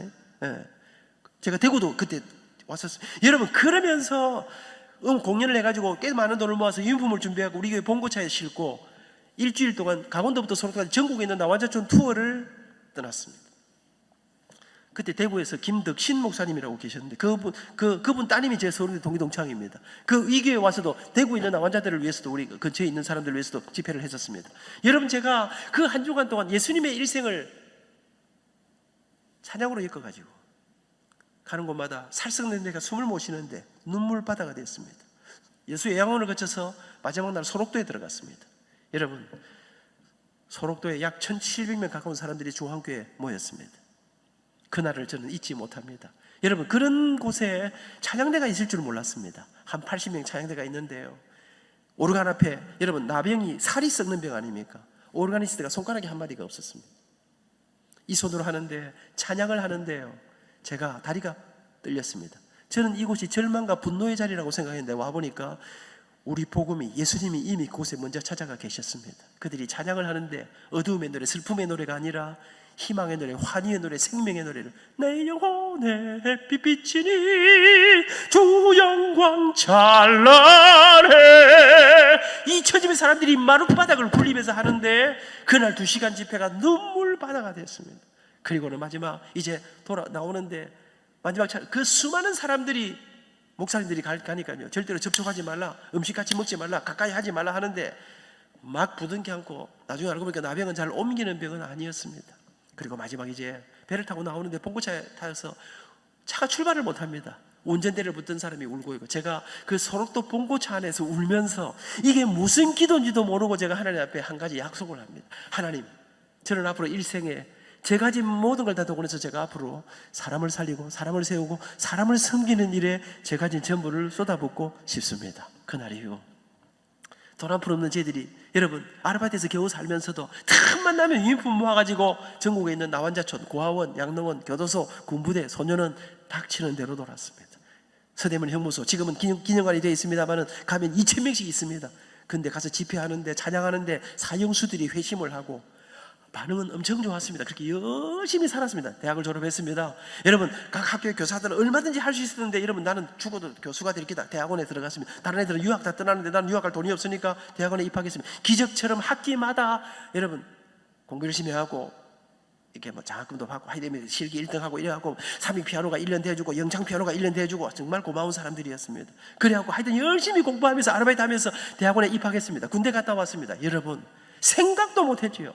제가 대학교 3학년 때 부산 시민에서 노래를 불렀는데 저를 보러 온 게 아니었습니다. 고신대학 교수들이 다 왔습니다. 저를 보러 온 게 아니라 우리 교단의 유력한 장로님의 따님이 작곡을 했는데 목사님 그 작품을 오르간 작품을 작곡을 했어요. 그래가지고 부산 시민에서 공연을 하는데 부산 시민에 오르간이 없었어요.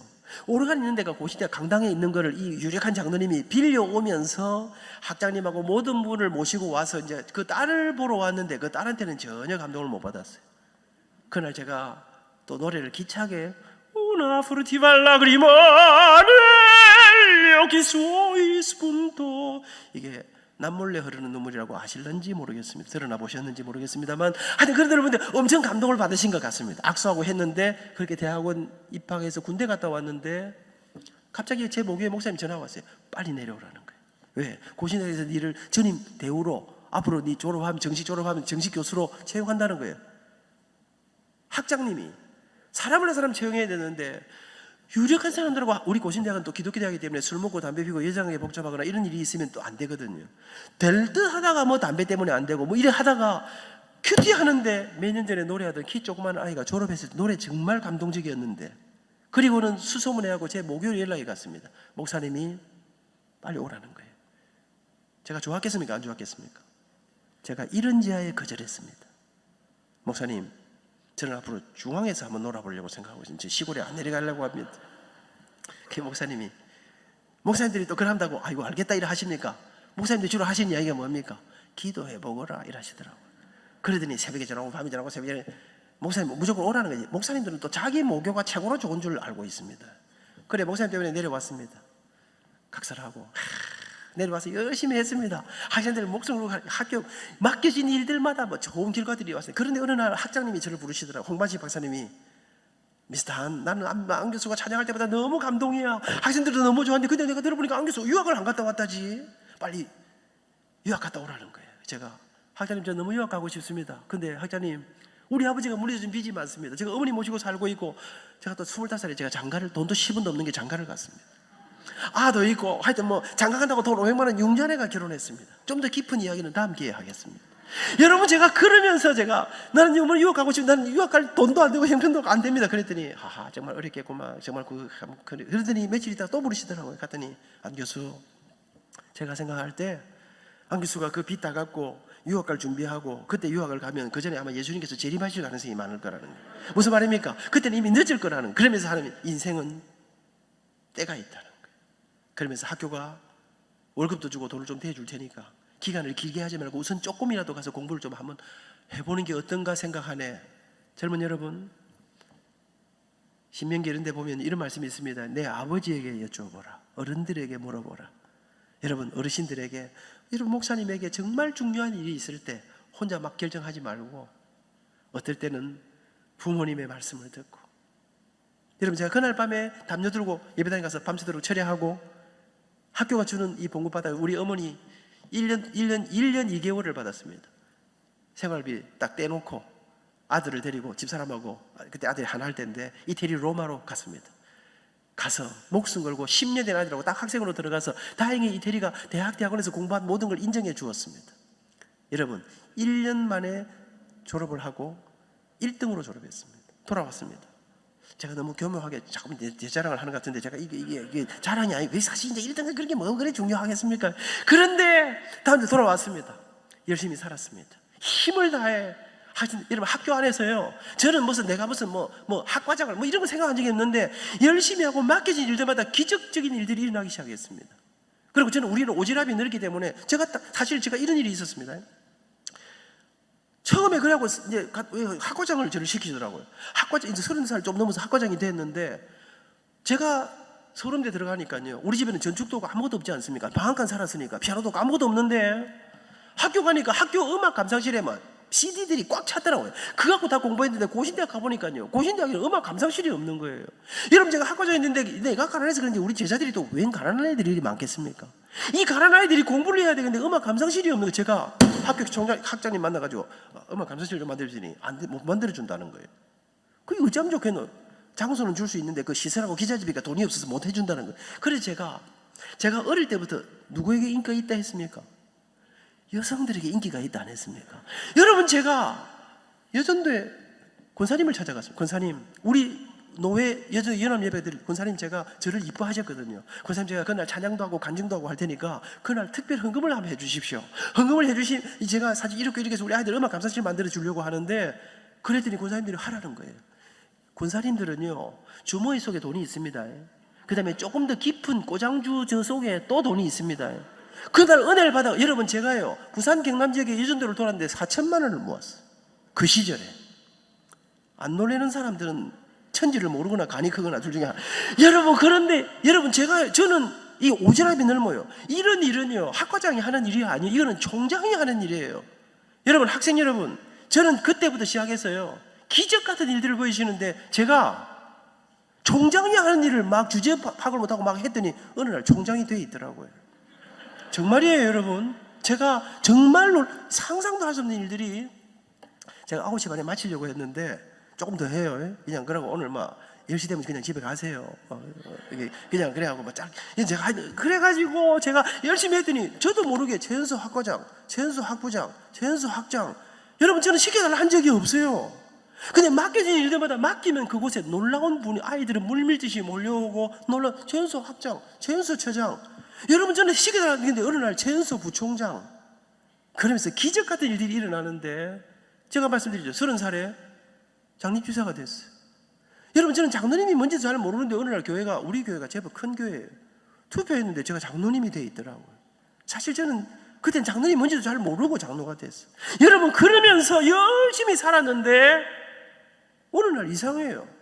그러면서 제가 하여튼 목사님께 아까 말씀드렸는데 제가 고신대에 있으니까 뭐 찬양대 어신예배를 설교를 해라 이러는데 제법 이제 제가 하면 열심히 하지 않습니까? 근데 그렇다고 해서 뭐 대단한 깊이를 가진 건 아닌데 이렇게 가서 하니까 어느 날부터가 이상해요. 마산에서, 대구에서, 여수에서, 광주에서 교회도 아니에요. 기업체들이 학교들이 여기저기서 저한테 와서 강연을 해달라는 거예요. 나는 강연 못하면 나는 교회 다니면서 이런 건 좀 해도 그랬더니 아니 당신이 어디에서 가서 무슨 뭐 병원에서 무슨 뭐 했다는데 그거 와서 좀 해달라는 거예요. 여러분 제가 아직도 대구 803 관광호텔에서요 어느 기업체가 연수를 하는데 오전 오후 강의를 했어요. 나는 강연하고 이런 거 하면 돈 주는 줄 몰랐습니다. 맨날 유니폼 들고 돌아다니다가 그랬는데 봉투를 하나 주는데 제가 와하고 이거 열어보고 심장이 멎는 줄 알았어요. 왜? 내 한 달 번 것보다 더 많더라고요. 물론 그때 내 봉급이 워낙 조금 있긴 했습니다만은 여러분 근데 이게 문제가 아니라 이 사장님이 제 강의를 듣고 핵 돌아가지고요 자기 친구들 연락을 했는데 한 곳에 다녀오면 5곳, 10곳에서 오라 하기 시작하는데 이게 학교 안에서 교회에서 기업체들이 무슨 뭐 여기저기서 오라 하는데 이게 마산에서 대구로 대전으로 서울로 폭발하는데 난리가 나기. 여러분 저는 내가 뭐 우주댕긴 하여튼 근데 또 맡기면 열심히 하니까 갔다 오면 이게 제가 점점 좀 유명해지기 시작했습니다. 그게 80년대가 세월이 흘렀습니다. 88 올림픽이 끝나고 1990년대가 들어왔습니다. 그때 우리나라 여행 자유화 시대가 열립니다. 저는 미국 이태리 딱 갔다 오고 유럽을 그때 여행을 좀 해보고 뭐 남미 북미로는 가본 적이 없는데 그러던 어느 날 미국에서 비행기표 투자하고 초청장이 날라왔습니다. 그래서 제가 저를 어떻게 아십니까 했더니 당신 테이프를 들었다는 거예요. 테이프 8개짜리를 세트로 들었다는 거예요. 저는 그 테이프를 본 적이 나는 만든 적도 없고 본 적이 없는데 어디서 수소문을 해보니까 서울의 한 교회가 제가 3일 동안 집회를 했는데 이거를 내인데 말도 안 하고 2000세트를 만들어가지고 전 세계 이민교회와 선교지에다 이걸 내도 모르는 게 돌아다니고 있는 거예요. 그래서 제가 나도 하나 수소문해가 겨우 구해가지고 들어보니까 누가 말을 진짜 빨리 하고 있더라고요. 여러분 제가 그래가지고 이제 미국을 처음 갔습니다. 이야, 미국 진짜 잘 살대요. 그때는요, 진짜 뭐 곰탕 한 그릇이 감동이 되는데, 우와, 3주간 동안 꿈결 같은 집회를 하고 투어를 하고 융숭한 대접을 받고 돌아왔습니다. 5개월이 딱 지났는데 미국의 한 신문 기독 언론사에서 뉴욕을 비롯한 5개 도시 앵콜쇼를 하자는 거예요. 여러분, 저는 제 주제를 제가 잘 알고 있으면 저는 영어도 잘 못하고요. 저는 부산, 경남, 진량 정도까지가 적절하다 이렇게 생각하는데, 그리고 미국을 다녀왔습니다. 그날 이후 여러분, 제가 상상도 못한 무대들이 미국, 일본, 중국, 영국, 호주, 뉴질랜드, 스위스, 러시아, 벨기에, 브라질, 파라과이, 아르헨티나, 세계 방방 곳곳에서 부르기 시작했어요. 사랑하는 여러분, 나는 내가 상상도 못한 일들이 일어나기 시작했습니다. 어느 날 삼성에서, 어느 날 현대에서, 여러분 그런 데 가면 겁납니다. 여러분처럼 이렇게 편안하게 앉아 있지 않습니다. 전부 다 페이퍼 들고 볼펜 들고 앉아 있습니다. 그러면 나중에 체크합니다. 이 인사처에서 오늘 강의가 우리들의 영업 활동에 도움되는가, 일 아주 도움된다, 보통 도움된다, 그냥 그렇다, 형편없다, 엉망진창이다. 그러면요, 강사비가 오면서 그거를 딱 정리하고 점수까지 저한테 딱 옵니다. 명사초청 강의하면 김병만 이런 유명한 여러 분야의 유명한 사람들이 옵니다. 제가 거의 탑 수준의 점수를 받습니다. 그런데 마지막에 그런데 교수님의 강의에 3명이 최하점을 준 사람들이 있습니다. 그것은 아마 교수님의 종교적 성향에 대한 반발로 보여집니다. 여러분, 제가 굉장히 조심해서 합니다. 그런데 왜냐하면 초청한 사람들이 좀 어려움을 당할 수 있기 때문에 제가 비교적 좀 이렇게 너무 노골적으로 그러면서도 딱 저거는 예수 믿으라는 얘기구나는 느껴지지만 그렇게 하거든요. 제가 가서 딱 처음 이야기할 때 나는 예수 믿는 사람입니다, 이렇게 이야기를 하고 시작을 하기 때문에, 여러분, 근데 어느 날 사법연수원에서 전화가 오고 이러다가 어느 날 전화가 왔는데 발신 제한 번호에 안민입니다 했더니 국정원입니다 딱 이러는 거예요. 제가 너무 놀래가지고, 왜 이러십니까? 나는 공산당을 싫어합니다. 우리 할아버지 할머니가 평화부터 신의주 용천에서 장로님이셨어요. 우리 아버지 혼자 피난 나오셨어요. 우리 할아버지가 지주셨다는데 장로님이신데 땅 빼앗아가는 인민재판을 아버지는 보셨다 그래요. 우리 엄마 제가 다 이야기 듣고 알고 있잖아요. 그랬더니 그게 아니고 교수님 와서 강연해 주십시오. 사랑하는 여러분, 저는 가는 곳마다 이런 이야기 합니다. 나는 내 인생 20살에 죽음의 절망을 맛보았습니다. 나는 예수를 믿는 기독교 교인입니다. 우리는 힘들고 어려울 때, 이 세상에 길이 안 보일 때 우리가 믿는 그분에게 기도라는 것을 합니다. 저는 하나님, 내가 돈이 없는 가난한 사람인데 날 좀 도와달라고 기도했습니다. 근데 어느 날 그분의 대답은 너무나 야속한 것이었습니다. 그분이 달라달라 하지 말고 네 가진 것을 내놓으라 하셨습니다. 그 새벽에 그분의 대답 앞에 나는 절망하면서 울면서 주저앉아 버렸습니다. 근데 울고 있는 내게 내 눈물을 닦으면서 그분은 나를 일으키시고 그분이 제게 가르쳐 주신 것이 있습니다. 눈앞의 것 때문에 연연하지 말라. 본질을 붙잡아라. 영원한 것을 붙잡아라.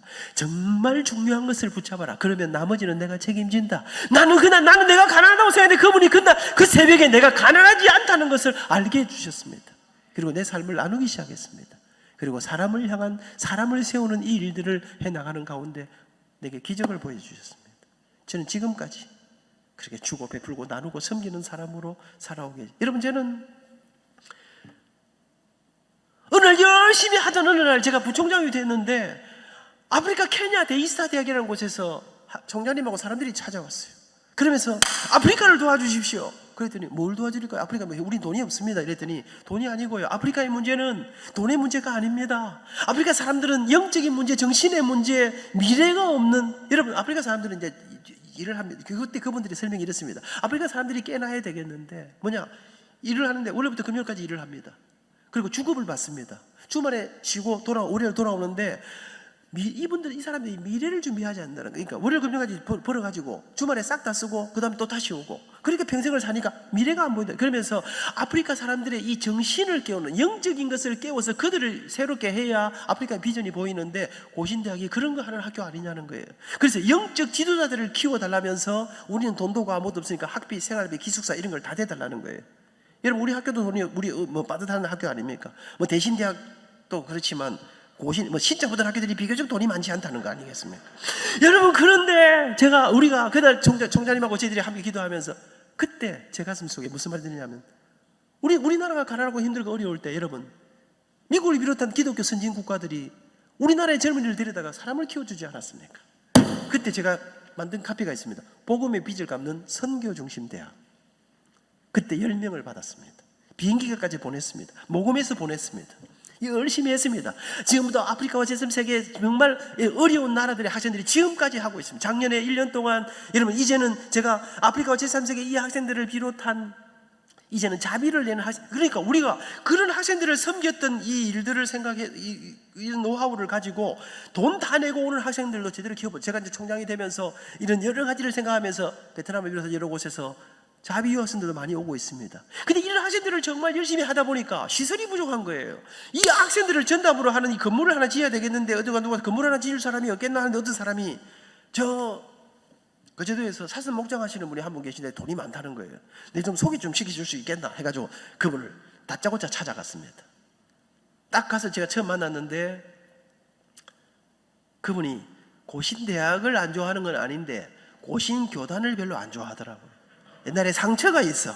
2시간 동안 저한테 교단 욕을 막 하더라고요. 제가 2시간 동안 묵묵히 욕을 듣고, 제가 그 다음에 장로님, 옛날에 그렇게 아픈 사연이 있으셨군요. 제가 요즘 이야기 좀 해드리겠습니다. 그러면서 우리 학교에 일어나는 일들, 아프리카 제3세계 이 사람들을 키워내는 이 일들, 학교에 일어나는 기적의 이야기들을 했습니다. 그래서 장로님, 저를 좀 도와주십시오. 그랬더니 지금 사슴 뿔 자르는 기간이니까 한 달 후에 사슴 뿔 자르고 다시 만나자 하면서, 오늘 장로님이 오늘 저녁 먹고 가라는 거예요. 저는 이제 배 시간 돼서 들어올라 하는데, 그러면서 하시는 말씀이 저녁 먹고 가라는데, 저녁을 먹고 나니까 부인 권사님을 모시고 왔어요.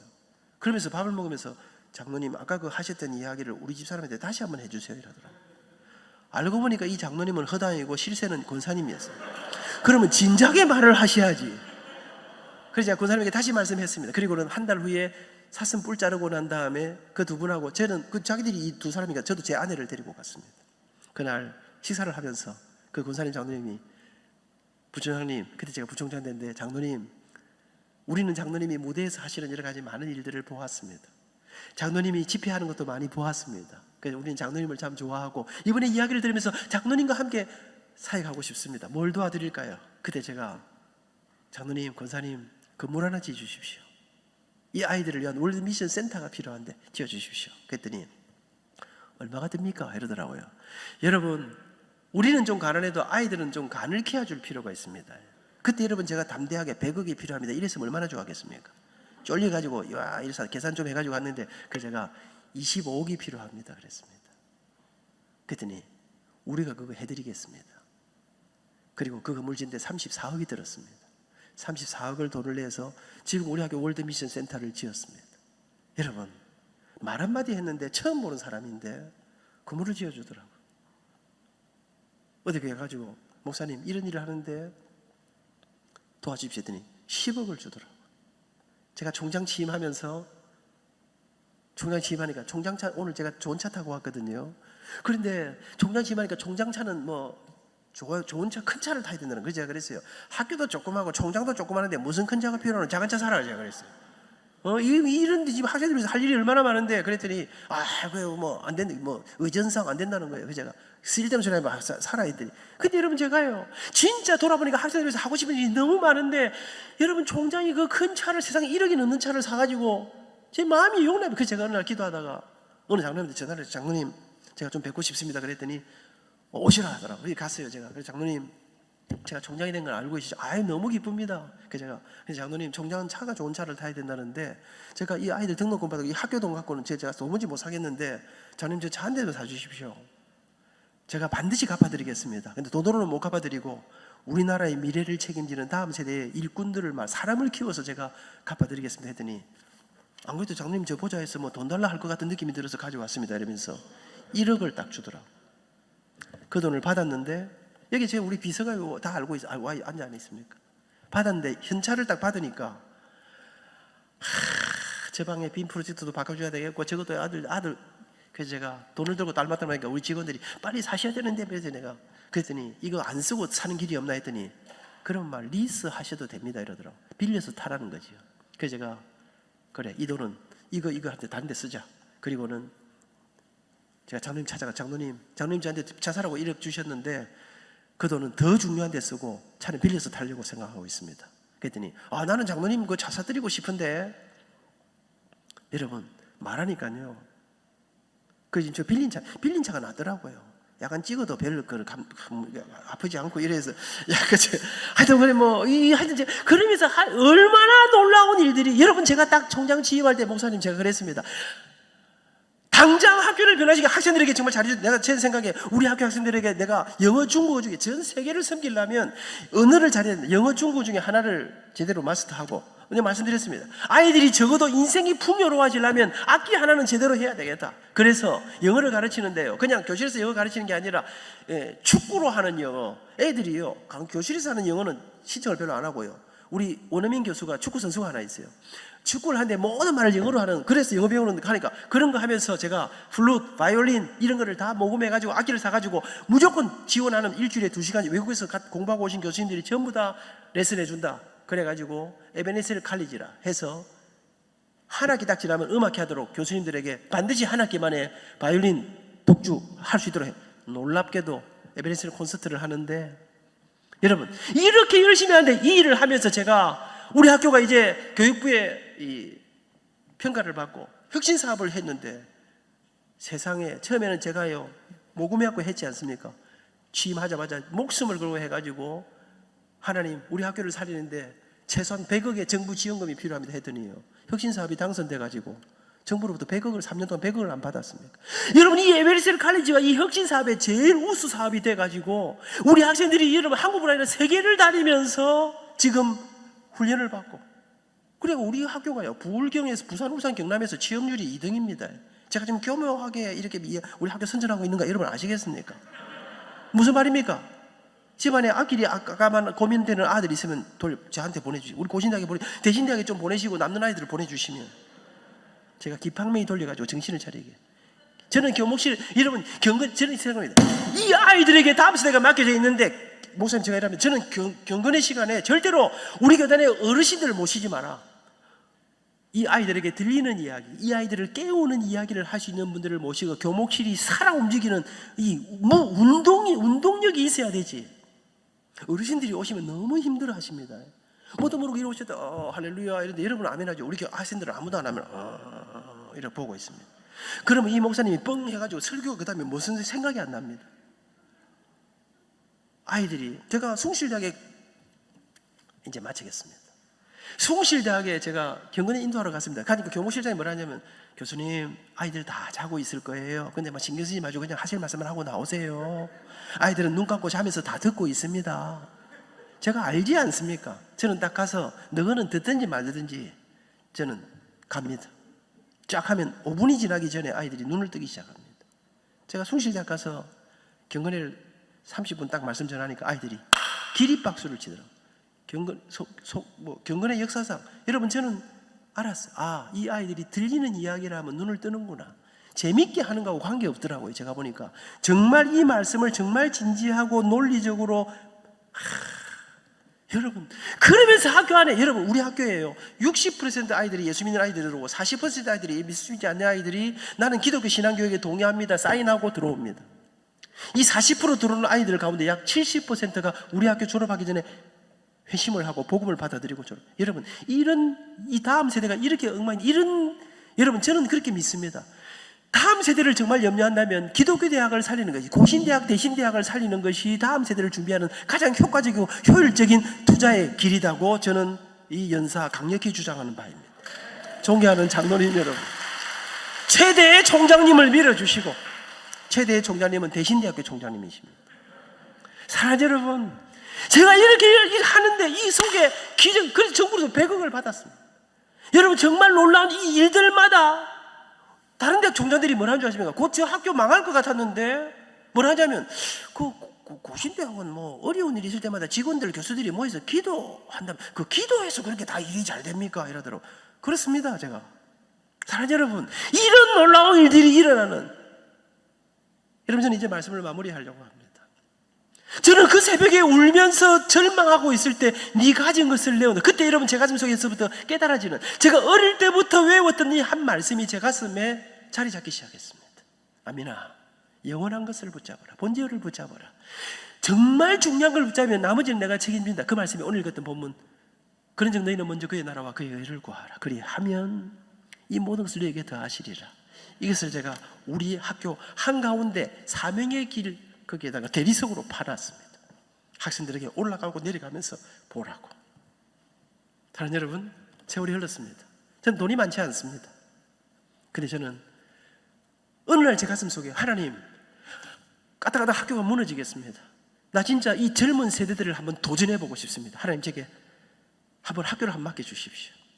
그랬더니 정말로 역대 목사님들이 하시던 학교를 이 위기의 시대에, 이 정말 진흙탕 속에서 학교를 살리는 이 일들에 하나님 제게 그 일들을 맡겨주셨습니다. 만만치 않지만 하나님이 기적의 은혜들로 인도해 주고 계십니다. 우리 어머니 올해 90이십니다. 지금 제가 모시고 살고 있습니다. 우리 장모님 89이십니다. 우리 어머니 팔순 잔치 하실 때 제가 우리 아이들하고 앞에서 어머니 10분의 목사님들이 오시고 우리 권사님 어머니 친구들이 다 모여 있었습니다. 어머니 수고하셨습니다. 오늘 그래도 어머니 팔순이신데 제가 축가 한마디 하겠습니다. 우리 가족들이 서서 어머니 앞에 나 실제 괴로움 다 잊으시고 기르실 제 밤낮으로, 여러분, 그러면서 제가 땅 위에 그 무엇이 넓다리요 어머님의 희생은 가히 없어라. 우리 어머니가 우시더라고요. 마이크를 잡으시더니 감사하지요, 과분하지요, 내 눈물의 기도를 들으시고 내 인생 여정 노후에 하나님이 은혜를 베푸시니 제가 우리 어머니 잘 못해드립니다. 그렇지만 90년을 저와 함께 사시면서 제 집사람 지금 40년째 시집살이 하고 있습니다. 내가 볼 때 아직 멀었습니다. 우리 엄마는 120살까지 살 가능성이 많습니다. 우리 장모님 지금부터 한 25년 전에 제가 처남들이 다 떠나게 되면 외국으로 떠나면서 제가 모시고 살았습니다. 89, 우리 장모님 권사님이 두 분이 다 제가 잘해드리지는 못하지만 행복하시다 합니다. 제게 두 아들이 있습니다. 우리 아들들은 어릴 때부터 저한테는 약간 불만이 있었습니다. 아빠, 우리는 왜 이렇게 오래된 아파트 살아? 저는 지금까지 제가 언제나 중고차만 탔습니다. 아빠, 우리는 왜 맨날 중고차만 타? 아버지 BMW 안 좋아? 그래서 제가 어느 날 그랬습니다. 성은아, 성준아, 아버지는 이거보다 더 좋은 더 큰 집은 내가 내 돈 주고 내가 안 살라고 생각한다. 아버지는 이거보다 더 좋은 차 내 돈 주고 내가 안 살 게다. 왠 줄 아니? 아버지가 대학교에서 돈을 얼마를 벌어가지고 할머니 모셔야지, 외할머니 모셔야지, 너희 둘이 공부시켜야지. 아버지가 교회 장로님 아이가, 선임 장로님 아이가, 11조, 감사헌금, 건축헌금 그런 거는 기본이고 예수님 재림할 때까지 헌금 종류가 늘면 늘지 뭐 줄기야 하겠냐. 그런데 아버지가 신앙은 부족하지만 또 그래도 체면이라는 게 있는 사람 아니겠나. 그럼 내가 최소한 해야 될 분량이라는 게 있는 거 아이가. 아버지가 가난한 제자들 좀 도와줘야지, 장애인 뭐 전도협회 좀. 근데 아버지 좋은 집 다 사고 좋은 차 다 사면 아버지 그런 거 못하는데 아버지는 이 정도로 만족하려고 생각한다. 근데 성은아, 성준아, 아버지도 좋은 집이 좋대. 아버지도 좋은 차 타고 싶다. 근데 내가 기다리고 안 있나? 네가 사줄 때까지 내가 딱 기다리고 있지. 제 책 제목이 행복 콘서트입니다. 저는 책 쓰려고 생각한 적이 없습니다. 그랬는데 제 지표를 보고 규장이라는 출판사에서 제게 5년 동안 저한테 책 쓰라고 하도 난리를 쳐서 제가 책을 썼습니다. 책이 나온 첫날 우리 아들 둘이 마침 같이 있었습니다. 그날 새벽 1시쯤 됐는데 아이들이 눈물이 젖어 우리 방에 들어왔더라고요. 아빠, 엄마 멋있어요. 우리도 엄마 아빠처럼 살고 싶어요. 제가 울컥 하는데 제 입에서는 딴소리가 나왔습니다. 와, 니는 좀 좋은 집에 살아야지. 엄마 아버지처럼 그렇게 뭐 중고차 안 타고 싶다면서. 경상도 사람들이에요. 꼭 누가 차 멋지네요 이러면 땡큐 하면 되는데, 경상도 사람들은 마음은 고마우면서도 꼭 시비조로 와 니가 뭐 차 사는데 못 해준 게 있나 이래 나오죠. 저는 그런 거 너무 싫어하는데 아이들이 그렇게 하는데 제가 고마워 뭐 이래 하면 될 낀데, 제가 그랬어요. 와, 니는 아버지 엄마처럼 그랬더니 우리 아이들이 아니야 아빠, 내가 진짜 멋진 인생이 어떤 건지 알 것 같아. 정말 의미 있는 인생이 어떤 건지 알 것 같아 아빠. 인생이 가장 어려울 때 엄마 아빠가 이 땅에 가장 어려운 사람들에게 손을 내밀고 그 섬김 속에 우리 엄마 우리 아버지를 이렇게 세우신, 우리도 그렇게 살고 싶어. 사랑하는 여러분, 여전히 오래된 아파트에 살고 돈도 많지 않고 그렇지만 막 그러면 된 거 아닙니까? 아이들이 엄마 아빠의 신앙에 동의하고 함께 그 삶의 의미들을 함께 느껴주고, 할머니 할아버지 할머니 모시고 사는 걸 보면서 제가 우리 엄마 90이신데요 내가 진짜 우리 아이들이 너무 고마운 게 있어요. 어머니도 그러시죠. 우리 아이들이 올 때마다 외국에 있어가지고 올 때마다 우리 어머니는 붙잡고 작년에 했던 그 이야기를, 작년이 뭡니까? 아이들이 한 3주간 있으면 했던 말씀을 또 애들이 거의 외우는 이야기를 또 하지 않습니까? 근데 우리 아이들이 그 이야기를 단 한 번도 엄마 할머니 그 지난달에 한 거잖아 이렇게 안 하고 다 들어주는 거예요. 너무 고마워요. 그래서 1시간이 넘어가면 제가 구해주러 갑니다. 우리 어머니. 그런데 이 아이들이 할머니의 사랑, 아버지의 사랑, 어머니의 이 사랑들이 그 속에 있는 부족하지만 이 신앙이 계승되는, 지금 제 작은 아들 부부가 우리 18개월 된 손주를 오늘 새벽에 아이들이 새벽 3시까지 공부하고 새벽에 손주가 일어나서 제가 그 손주를 안고 집사람하고 우리 같이 새벽 기도를 갔어요. 여러분, 저는 그러면서 이 아이들의 가슴 속으로, 여러분, 저는 오늘 제 제목이 들어가 갔는데 행복한 삶으로의 초대. 진짜 행복이 무엇일까? 이 세상 사람들이 억만금을 가지고 어마어마한 것을 가지고 다들 사람들이 죽겠다 하는데, 저는 교회가 이 시대의 표준을 선포하면서 여기 진정한 행복이 있습니다. 교회가 행복하지 않다는 건 얼마나 가슴 아픈 일입니까? 저는 우리 목사님 뵈니까 목사님에게 이 자유함이 있으신 것 같아요. 장로님들이 좋으시니까 그렇겠지. 교회가 좋으니까 그렇겠지. 여러분, 저는 우리 진량제일교회가 정말 이 시대에 여전히 교회가 이 땅의 소망이고 예수 그리스도만이 우리의 소망이심을 이 땅에 선포하는 그런 가운데 우리 가정과 우리 삶 속에 정말 이 행복, 그 주님이 주인 되심으로 우리 할머니 할아버지의 가슴에서 어머니 아버지의 가슴으로 상황과 관계없이 그것이 우리의 가슴 속으로 다음 세대를 향해서 이것이 저는 우리 가정의 행복의 비결이었다고 믿습니다. 사랑하는 여러분, 정말로 어려운 이 시기에 여전히 주님이 우리 가정의 미래를 책임지심을 기억하면서 오늘은 제가 했습니다. 10년에는 그대가 찬양인도도 어찌 잘하노? 사이통교회 와서 끝날 듯 10시 다 됐는데 안 끝내면서 계속 하시던 오늘을 기억하면서 그날 2시간 하시게. 사랑하는 여러분, 우리 교회가 바로 그런 교회, 그 행복으로 가득한 이 땅에 그 가난한 사람들에게 진정한 부요함이 이 속에 있음을 가르쳐주는 아름다운 교회, 복된 성도님들 그런 될 수 있기를 축복합니다. 감사합니다.